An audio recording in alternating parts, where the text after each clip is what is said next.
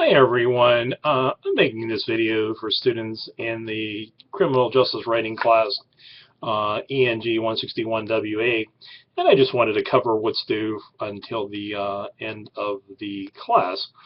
I did want to mention that probably more than a week ago, you received an email from the college related to the class, to evaluate it, to comment on it. And then I received an email today from the office of our dean, Dr. Andrew Barnett, asking me to remind students, if you still have that email, to click on it and do the survey, because it helps myself as a faculty member, but it also helps our division department, to gather more data and more information. So just wanted to mention to you that, boy, we really don't have a lot to do yet. For Friday, November 22nd, which is today, there's that second narrative that's due, and that one was on an attempted suicide. And then the other one is, and there's an example in assignments there, that you have to write the memorandum, and you have to use a program like Dateline, which actually is on Friday nights, and they have Primetime Live and those sorts of programs. Funny comment about Dateline, Chris Hansen, who is their host, he always catches To Catch a Predator, and he catches those people that supposedly they're going to meet a young man or a young woman of underage, and so he stops them. But apparently he got involved in some sort of thing when he was in Florida. Somebody approached him and he wasn't very happy about it.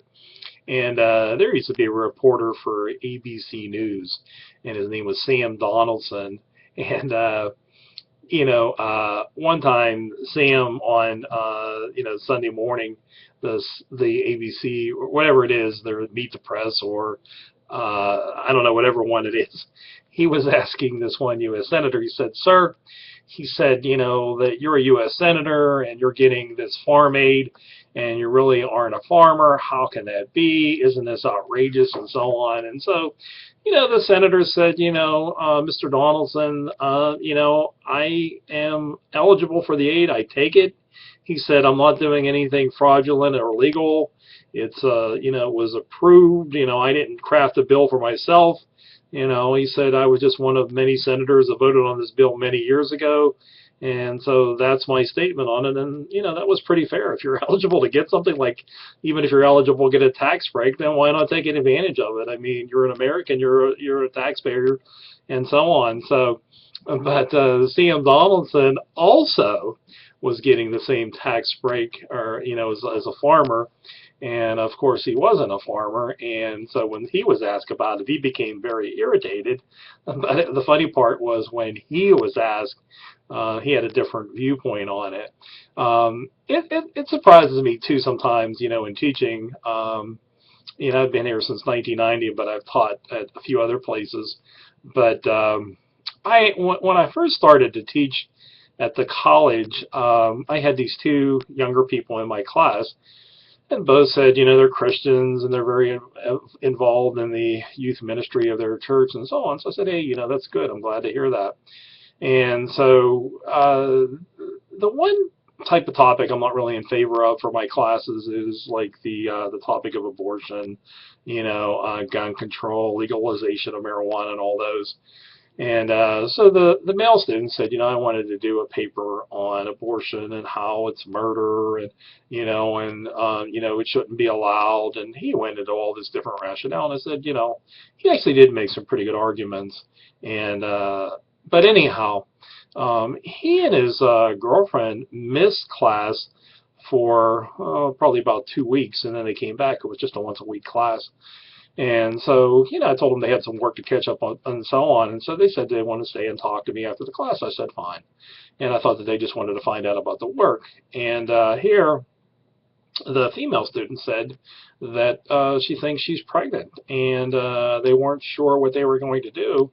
And I said, well, it's pretty obvious. I mean, both of you are opposed to abortion, and, it seems like you would either have the child, maybe get married, or not get married, or you would put up the child for adoption. And they both kind of said that they're young, and they,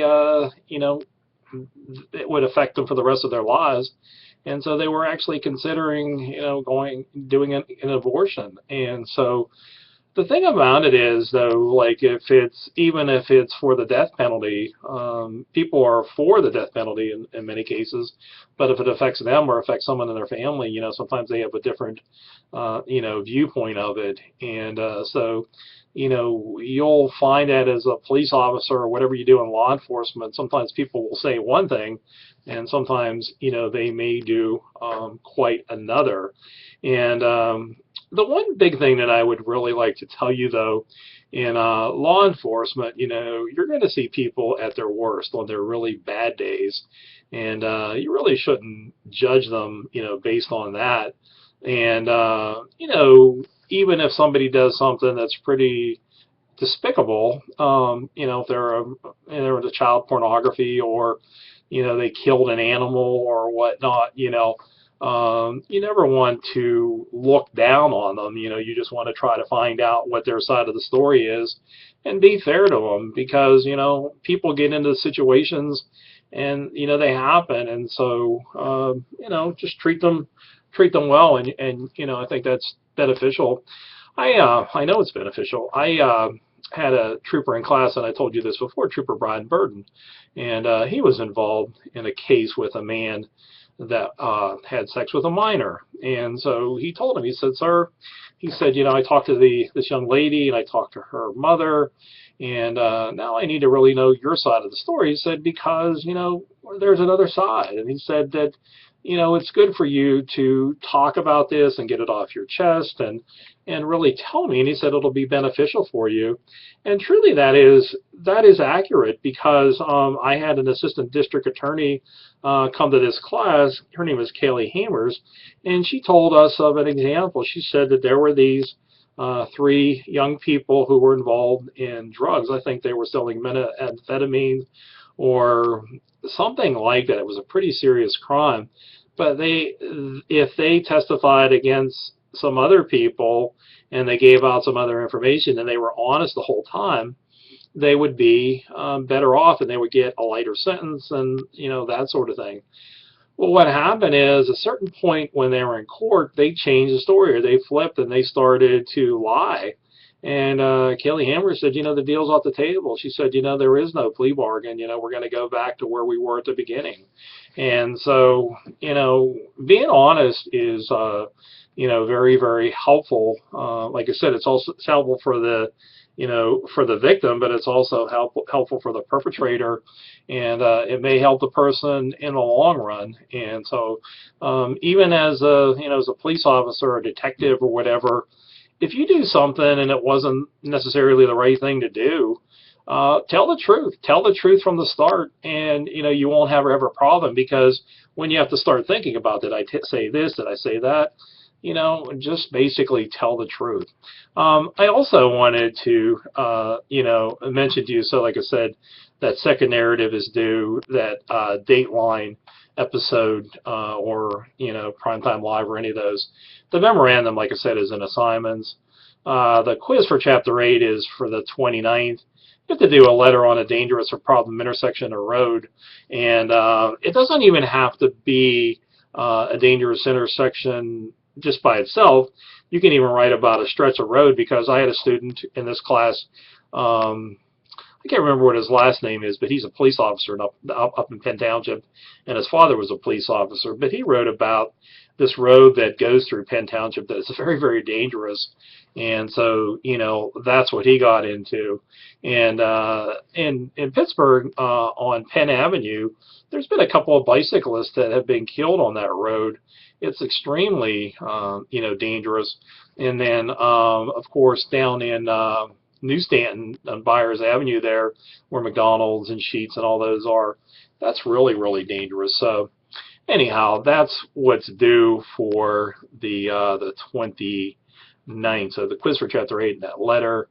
And then for the Friday the 6th, there's a really basic assignment where you have to write about your experience as a law enforcement officer. And I gave you some examples of that. Actually, want to give you one that I have another police report now that I think about it, and I'll put that into assignments so you can see that, but it was written by a state trooper, how many investigations he was involved in, what's his background, what's his training, and so on. So there's that, and then the quiz for Chapter 9 is due on the 6th, for Chapter 10 for the 13th is due, and the investigative report is due on Friday, December 13th. Now, as I said, if you want to turn in the investigative report by the 29th, I will add an additional 20 bonus points to your grade, and then if you turned it in by Friday, December the 6th, I'll add an additional 10 points to your grade. Finally, I wanted to tell you, as always, as faculty, we're here to help and support you now and as you move down your career in the future. I'm always available here to assist you with a letter of recommendation or a phone interview that you may need, or a letter of reference, or you can list me as someone that can be contacted. I would appreciate if you would let me know in advance. Career Services, Sherry Nolan, John and Mariak are available to help you with your resume, with interviewing, with finding an internship if you want to go down that road. Whatever it is, they're available to assist you. We have reference librarians that are here to help you if you need help on a project or something, that you are doing. And, we have counselors, career counselors available to help you.